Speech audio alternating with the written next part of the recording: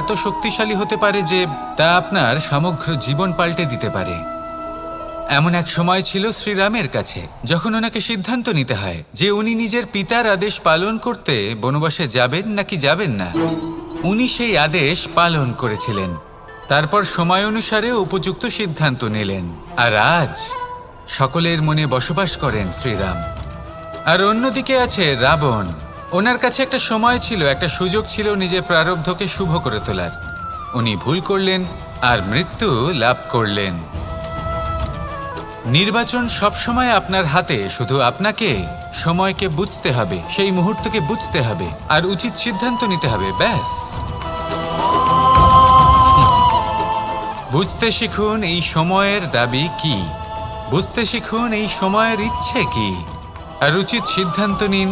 আর আমার সাথে ভালোবেসে বলুন, রাধা রাধা।